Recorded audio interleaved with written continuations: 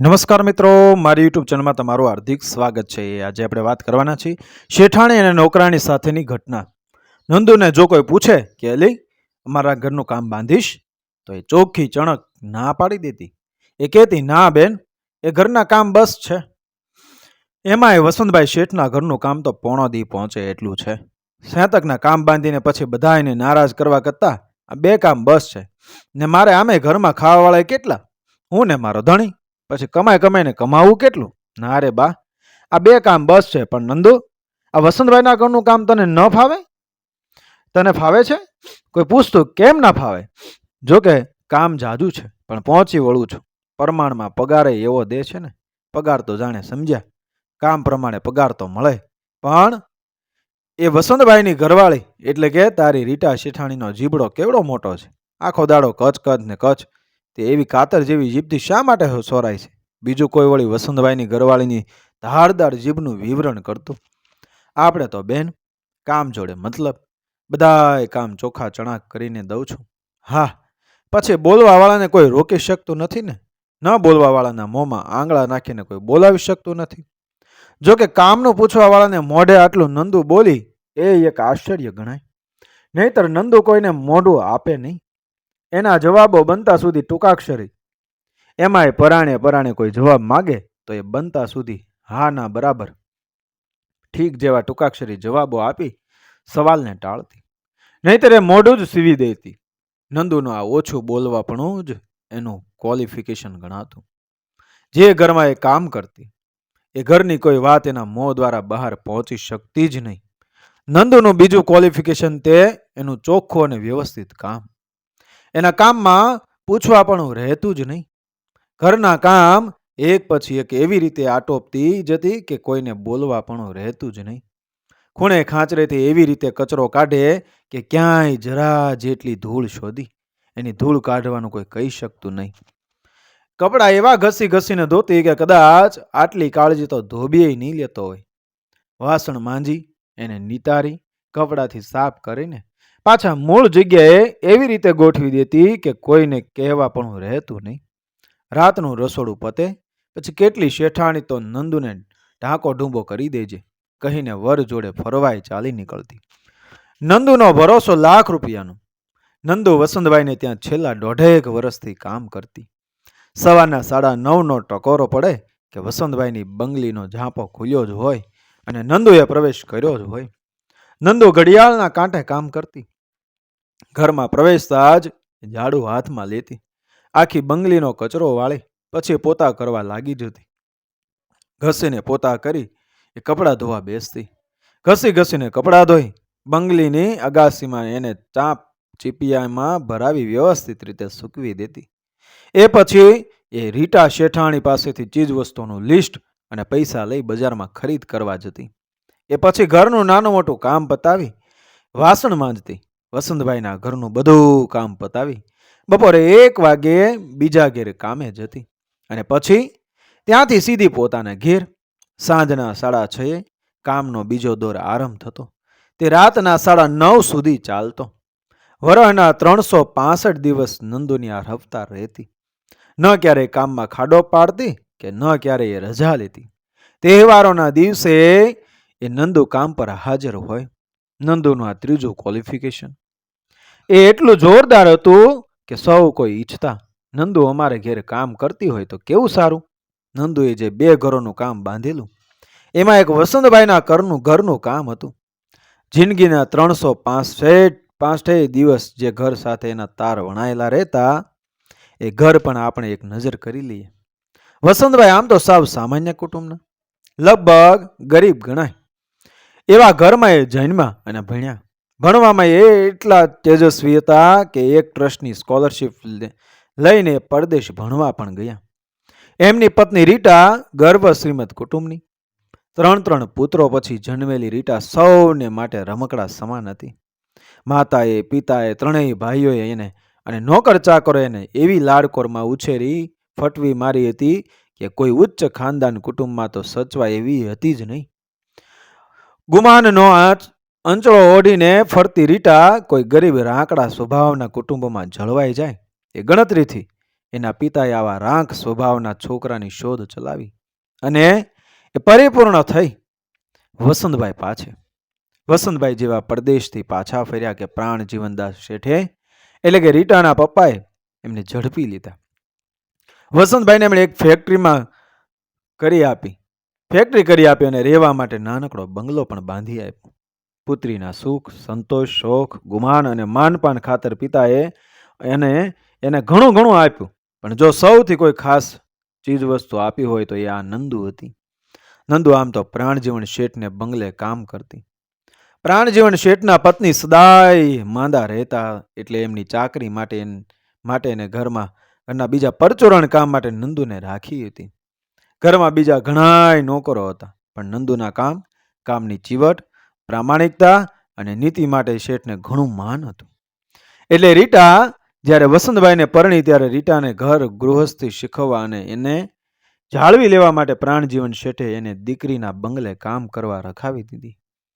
જોકે હુતીના ઘરમાં એટલું બધું કામ ન હોય એટલે એને એક બીજું નાનકડું કામ રાખી લેવા છૂટ આપી હતી. પોતાના જ પિયરની કામવાળી પોતાને ત્યાં કામે રહી એટલે રીટાના રોફ રૂવાબ તો એના એ રહ્યા. નંદુ પણ નાના બેનબાના સ્વભાવથી પરિચિત હતા એટલે એ કશું બોલ્યા વિના એ વસંતભાઈને બંગલે કામે આવતી રહી. ગર્ભ શ્રીમદ કુટુંબમાં જન્મેલી રીટાને ગળથુથીથી જ એક પાઠ એ શીખવા મળ્યો હતો કે નોકર ચાકરને બહુ ફટવવા નહીં. નોકરો પર તો ફડાકો રાખવો જ સારો, નહીતર એ જાત ફાટીને ધુમાડે જ ચડી જાય. અને એટલે જ નાનપણમાં ભણેલો આ પદાર્થ પાઠ રીટા નંદુ પર પણ અજમાવતી. નંદુના કામથી એને ખૂબ સંતોષ હતો, છતાંય હાલતા ચાલતા એક ફણીધર નાગના ફૂંફાડા જેવો ફૂંફાડો મારે જ રાખતી. એક દિવસ બપોરે ઘરના તમામ કામકાજ પતાવી નંદુ રીટા શેઠાણીના બેડરૂમના ઉઘાડા બારણા પાસે આવી ધીરેથી બોલી, બેનબા શું છે? પથારીમાં આડા પડીને કોઈ ફેશન મેગેઝિનના પાના ઉથલાવતી રીટાએ ઘાંટો પાડ્યો. 2 દિવસની રજા જોઈએ છે, નહીં મળે. મેગેઝિનના પાના પરથી નજર ઉઠાવ્યા વિના જ અરજનો અસ્વીકાર કરતા રીટા બોલી. નંદુ કશું બોલી નહીં, એ બારણા પાસે જ ઊભી રહી. ના પાડીને કે રજા બજા ન મળે. રીટા જાણતી હતી કે છેલ્લા 1.5 વર્ષમાં નંદુએ એકેય રજા નહોતી લીધી, છતાં એ સંસ્કારો મુજબ રજા આપવાની ના પાડી દીધી અને બોલી, શાની રજા જોઈએ છે? કામ છે. નીચી નજર રાખીને નંદુને કહ્યું, શું કામ છે? ખાસ કામ વિના રજા માંગતી હોઈશ બેન? આટલા દિવસોમાં ક્યારેય રજા માગી છે? આજે ખાસ જરૂર છે એટલે બોલી, એ ન ચાલે. આજે તારું ખાસ કામ છે. પિન્ટુને પેઇન્ટિંગમાં પ્રાઇઝ મળ્યું છે એટલે એણે એના બધા મિત્રોને આમંત્ર્યા છે. આજે બધા મહેમાનો આવશે. નાસ્તા ઉજાણી થશે. 4 વાગે આવી જજે. રાત્રે મોડું થશે એટલે જેને ત્યાં કામ કરે છે એને ના પાડતી આવજે કે આજે રાતના નહીં અવાય. જા હવે 4:15 આવી જજે. કહી એ પડખું ફેરવી ગઈ. નંદુ ગઈ પણ સાંજે આવી નહીં. 4:05 થયા પણ નંદુનો પત્તો ખાધો નહીં. એને ફેક્ટરી પર ફોન કરી 2 માણસોને બોલાવી લીધા. નંદુ વિના પિન્ટુની પાર્ટીની રોનક ન જામી અને નંદુને શોધવી પણ ક્યાં? એના ઘરનું સરનામું લેવાની જરૂર પણ ક્યાં કોઈને લાગી હતી? ઘડિયાળના ટકોરે નિયમિત ઘરમાં આવતી જતી નંદુનું સરનામું લેવાની જરૂર પણ શી હતી? ત્યારે બીજે, ત્રીજે, ચોથે કે 5મે દિવસે પણ નંદુ ન આવી એટલે રીટાબેને બીજી કામવાળીની શોધ ચલાવી. પણ એમનો સ્વભાવ જાણ્યા પછી કોઈ કામવાળી તો શું, કામવાળો પણ આ ઘરમાં કામે આવવા તૈયાર નહોતો. ભલેને પછી મોટો પગાર હોય. 10મે દિવસે એક કામવાળી બાઈ છેવટે આવી તો ખરી, પણ વાસણ માંજ્યા વિના જતી રહી. તમારી આવી કચકચ મારાથી ન સહન થાય કહીને વસંતભાઈએ આ પહેલા પણ ઘણી વખત રીટાને ટપારી હતી કે કામવાળા પર બહુ દબાણ સારું નહીં. એ જમાના ગયા હવે. પણ રીટાબેને પોતાના સ્વભાવ મુજબ તરત જ સંભળાવી દીધું કે ઘરની બાબતમાં તમારે માથું મારવું નહીં. વસંતભાઈને ખરાબ લાગ્યું પણ સ્વભાવ મુજબ એમણે નમતું મૂક્યું. જ્યારે રીટા પોતાની મા જેવડી નંદુ પર આકરા હુકમો ચલાવતી ત્યારે વસંતભાઈ હંમેશા નંદુનો પક્ષ તાણી રીટાને નરમ શબ્દોમાં કહેતા, પણ રીટા ક્યાં કોઈનું સાંભળતી હતી. પણ એ રાતે રીટાબેન વસંતભાઈ પાસે રડી જ પડ્યા અને બોલ્યા, ગમે તેમ કરો, પણ નંદુને જ્યાં હોય ત્યાંથી શોધી લાવો. આ ઘરનું કામ હવે મારાથી થતું નથી, તો બીજી રાખી લે, પણ કોઈ આવવા તૈયાર નથી થતું. તારી મમ્મીને કહે પપ્પાને વાત કર. પપ્પાને કહ્યું તો પપ્પા છેડાઈ પડ્યા અને કહી દીધું કે નંદુ જેવી રતનને તું ન જાળવી શકી, એમાં હું શું કરું? ભલા થઈ તમે નંદુને શોધી લાવો. બીજા કોઈને વાત કરી જોઈ. બમણા પગારની વાત કરી, પણ કોઈ આવવા જ તૈયાર નથી થતું. ત્યાં ને વસંતભાઈને ચોપડાવી. હવે તને ખબર પડી ને કે નાનામાં નાના માણસને પણ પોતાનું સમાન વહાલું હોય છે. મારી ફેક્ટરીનો હું માલિક છું, છતાંય કામદારો સાથે મારે સમજણથી જ એ કામ લેવું પડે છે. તમારી એ બધી વાત સાચી, પણ ભલા થઈને નંદુની ક્યાંકથી તપાસ કરો અને એને પાછી લઈ આવો. સારું, પ્રયત્ન કરું છું. પણ વસંતભાઈને નંદુને શોધવા જવું ન પડ્યું. બરાબર 14મા દિવસે નંદુ બરાબર 9ના ટકોરે હાજર થઈ ગઈ.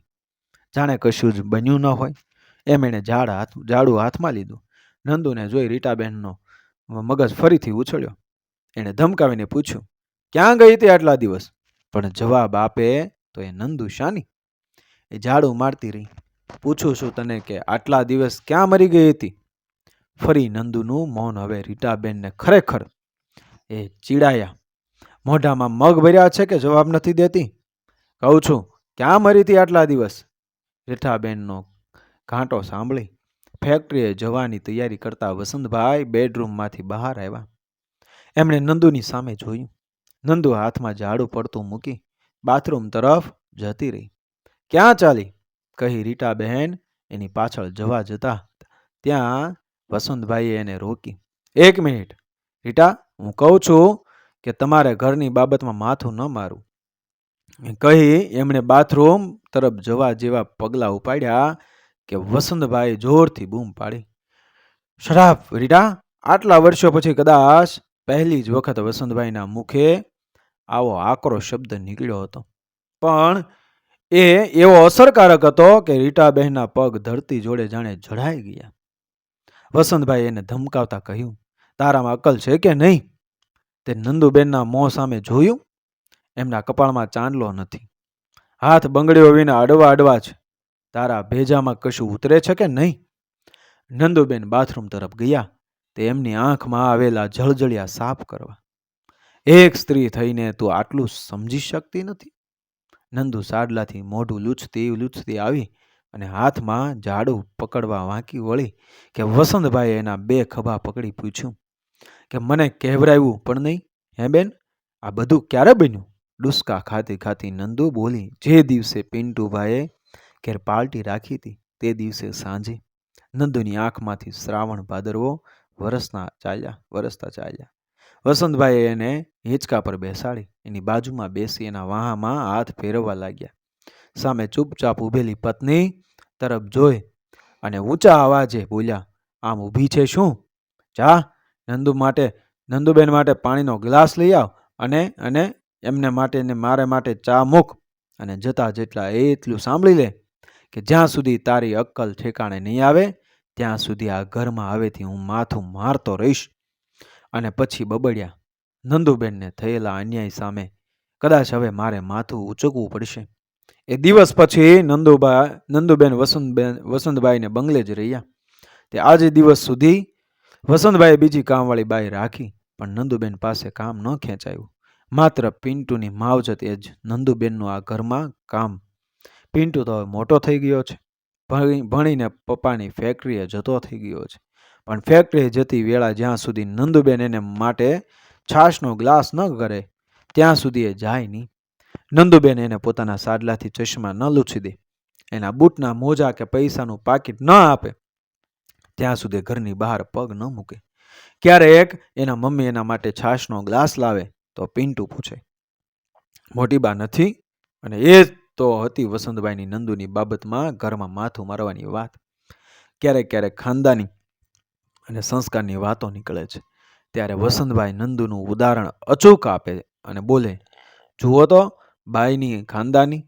અઠવાડિયાથી પતિ માંદગીને ખાટલે હોવા છતાં બાઈએ ન રજા લીધી કે ન એમને એનો અણસાર આવવા દીધો, અને જ્યારે સવારથી એની તબિયત બગડી અને એણે રજા માગી ત્યારે એક બાજુ અમારા ઊંચા લોકની ખાનદાની અને બીજી બાજુ જવા દો એ બધું ખાનદાની અંતરમાંથી પ્રગટે છે, ઊંચા આવાસોમાંથી નહીં. મિત્રો, વિડીયો પસંદ આવ્યો મારી ચેનલ સબસ્ક્રાઈબ કરો, ફોલો કરો, શેર કરો.